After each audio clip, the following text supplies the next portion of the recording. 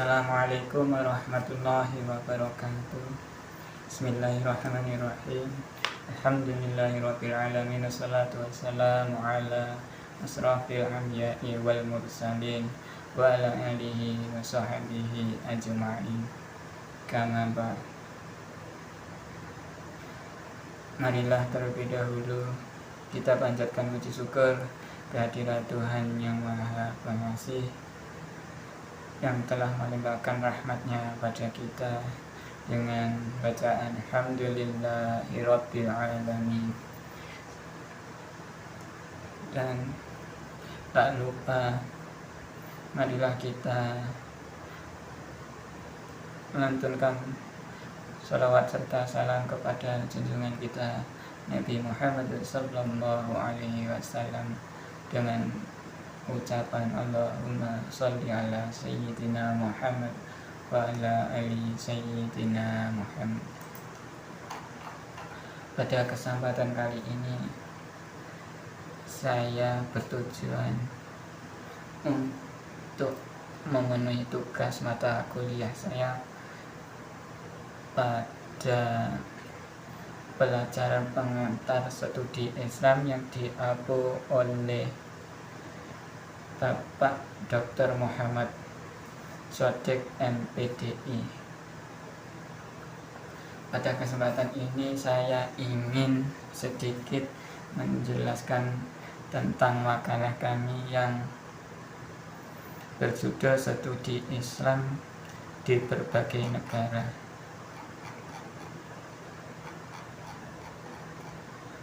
Studi Islam seringkali dikaji di berbagai negara, di antaranya yaitu di kawasan Timur Tengah, Eropa, Amerika, Australia, dan Rusia. Di Australia, studi Islam tidak hanya dikaji di universitas, tetapi juga di kalangan masyarakat.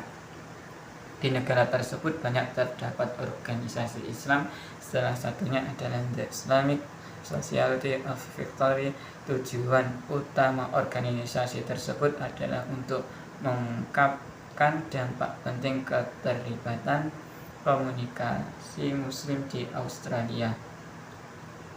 Organisasi-organisasi Islam juga banyak terdapat di kawasan-kawasan lain, yaitu di Timur Tengah, Eropa, Amerika, dan Australia.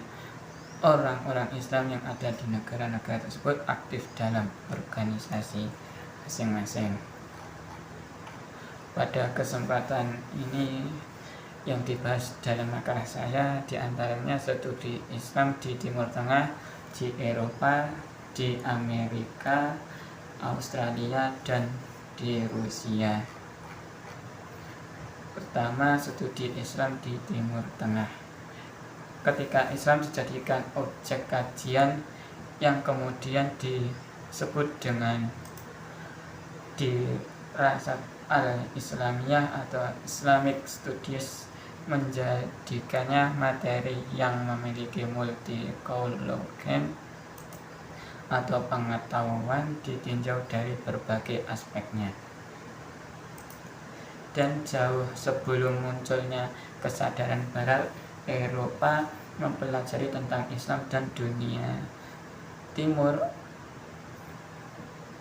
atau Orientalisme, umat Islam terlebih dahulu menjamah sisi pengetahuan yang digali dari Islam.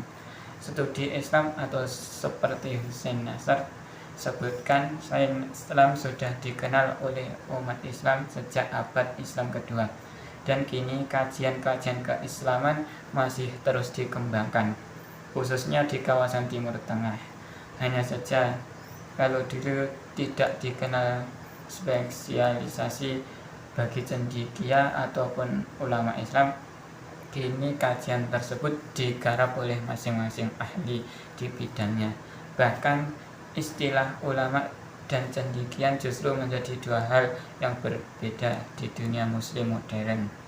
Madrasah Mekah. Guru pertama mengajarkan di madrasah ini adalah Mu'ad bin Jabal, yang mengajarkan Al-Quran, hukum halal dan haram dalam Islam.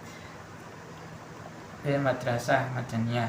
Madrasah ini lebih termasyhur dari Madrasah Mekah, karena Madrasah Madaniyah adalah tempat tinggal sahabat Rasulullah, termasuk Abu Bakar, Umar, dan Utsman. Di antara sahabat yang mengajar di madrasah ini adalah Ali bin Abi Thalib, Zaid bin Khattab. Mereka adalah sahabat Nabi yang mahir dalam bidang qiraat dan fikih, sehingga beliau yang mendapatkan tugas untuk penulisan kembali Al-Quran. Nizamiyah di Baghdad.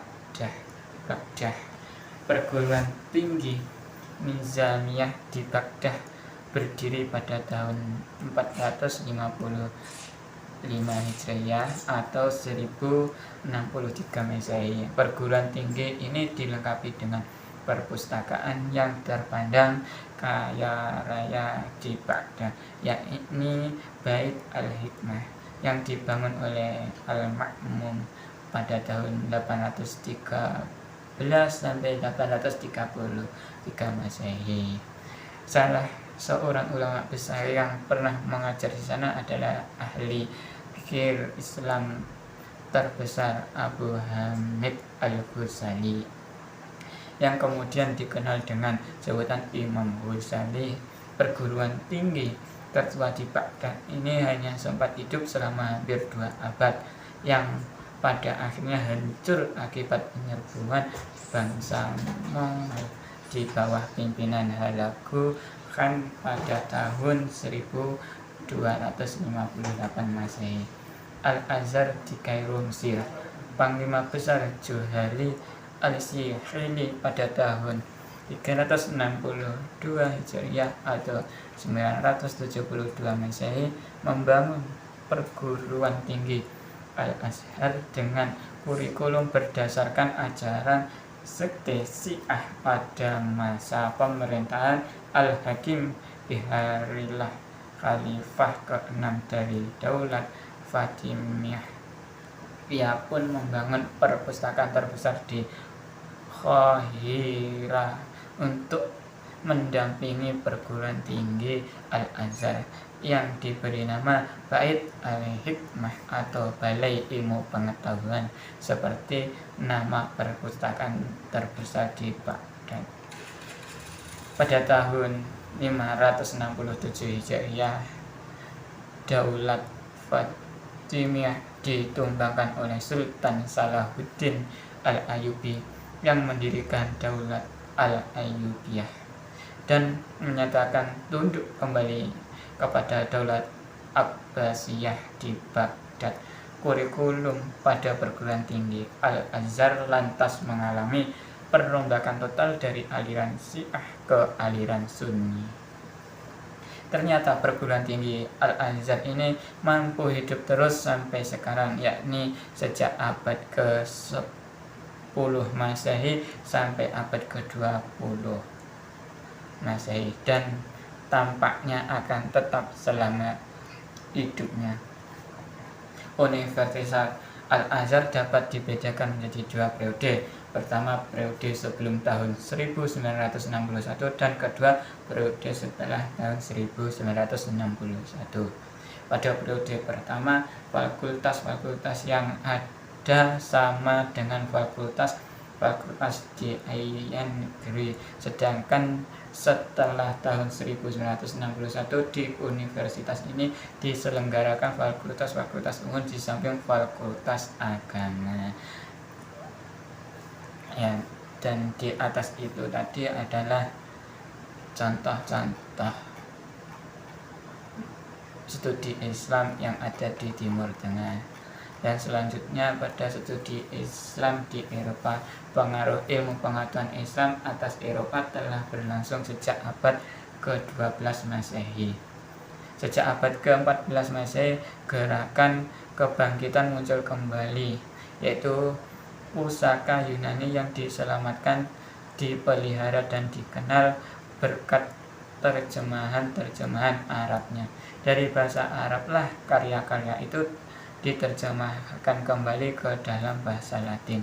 Namun, seperti yang telah disebutkan bahwa pengaruh kebudayaan Islam terutama meluas atas Eropa melalui masyarakat Spanyol dan Sisilia terdapat beberapa kalangan pemikir Islam di Indonesia yang pro dan kontra tentang belajar Islam di Barat, sebagaimana ada yang menerima atau menganjurkan dan sebagian ada yang menolak atau melarangnya, dan ada pula yang tidak melarang dan tidak pula menganjurkannya. Belajar Islam ke Barat pada hakikatnya mengambil kebaikan milik Islam yang diambil oleh Barat. Belajar Islam ke Barat bukan untuk mempelajari materi ajaran Islam seperti tafsir, hadis, dan sebagainya, akan tetapi belajar cara meneliti dan mengembangkan Islam serta mendapatkan bahan-bahan rujukan yang diperlukan untuk mengembang Islam. Selanjutnya, kelompok yang melarang belajar studi Islam ke Barat antara lain beralasan karena mereka mempelajari Islam tidak ditunjukkan untuk kepentingan kemajuan dan kejayaan Islam, melainkan untuk kepentingan Barat. Mereka mempelajari Islam untuk menjauhkan umat Islam dari Islam, yakni dengan cara memutar balik dan mengambil kesimpulan yang keliru dan menyesatkan, subjektif, tidak adil, tidak fair, tidak berimbang, dan tidak semua dengan visi, misi, dan tujuan Islam. Semua ini karena dilakukan untuk mengangkat supremasi Barat, memperkuat hegemoni Barat atas dunia Islam. Selanjutnya, studi Islam di Amerika. Persebaran umat Islam di Amerika belum merata. Misalnya Washington memiliki komunitas Islam yang cukup besar, sama seperti New Jersey, tapi banyak daerah di Amerika yang memiliki jumlah penduduk Muslim sedikit. Tahun 2011 jumlah Muslim berkembang menjadi 2,75 juta. Sejak saat itu populasi Muslim terus tumbuh pada percepatan kira-kira 100.000 jiwa per tahun, didorong oleh tingkat kesuburan yang lebih tinggi di kalangan Muslim Amerika dan juga migrasi orang-orang Muslim yang terus berlanjut ke Amerika. Data terakhir bahwa jumlah Muslim di Amerika pada tahun 2007 berjumlah 3,45 juta. Salah satu sekolah yang berbasis agama Islam di Amerika Serikat adalah Al-Salam School, sekolah yang dipimpin oleh Abdul Muin Jitmoun yang berasal dari Thailand. Ini merupakan sekolah Islam kelima di Amerika Serikat yang memiliki akreditasi ganda dari lembaga pendidikan Islam dan non-Islam. Sekolah yang telah berdiri selama 25 tahun ini menjadi satu-satunya sekolah di bagian Missouri yang memegang 3 akreditasi sekaligus, yaitu dari negara bagian Missouri, Badan Pendidikan Islam di Amerika Utara, dan Lembaga Akreditasi Nasional. Selanjutnya, studi Islam di Australia. Pada abad ke-20, perkembangan masjid di Australia cukup menggembirakan karena banyak masjid yang dibuat oleh arsitek yang berasal dari penduduk pribumi Australia. Di antaranya sebagai berikut. 1. Didirikan masjid yang indah dan besar oleh arsitek Sharif Abbasi dan Ismet Abidin pada tahun 1907 di Brisbane. 2. Pada tahun 1967 di Queensland didirikan masjid lengkap dengan Islamic Center di bawah pimpinan Fatih Sain Mesya, dan masih banyak masjid lagi. Pendidikan Islam di Australia diselenggarakan dengan tujuan agar dapat melestarikan pertumbuhan kehidupan agama Islam. Oleh karena itu, di Brisbane didirikan Westland Islamic Society yang bertujuan menyadarkan anak-anak Muslim untuk melakukan sholat dan hubungan baik sesama manusia. Dan selanjutnya studi Islam di Rusia. Setelah Uni Soviet runtuh, agama dan pendidikan Islam berkembang pesat, terutama di daerah Kaukasus Utara, di Dagestan misalnya. Antara 1987 dan 1906 banyak lembaga pendidikan Islam berdiri. Ada 670 maktab, 25 madrasah, dan 13 universitas Islam yang memiliki puluhan cabang regional. Sebenarnya sistem pendidikan Islam di Kaukasus Utara mulai terbentuk saat Islam masuk ke wilayah tersebut. Pendidikan itu terdiri dari maktab, sekolah dasar Islam, dan madrasah, sekolah menengah. Lembaga pendidikan itu sangat efektif dan memberikan dampak positif bagi pendidikan warga setempat.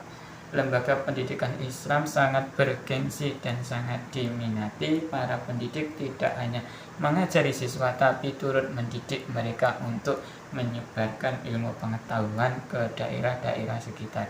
Hal yang menarik adalah lembaga itu berdiri secara independen.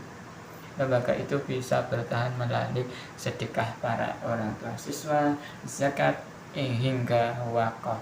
Pada saat yang sama, lembaga Islam diakui pemerintahan kekaisarannya. Sekian penjelasan saya dari makalah yang kami susun. Jika ada kurangnya mohon dimaafkan. Terima kasih atas waktunya. Wassalamualaikum warahmatullahi wabarakatuh.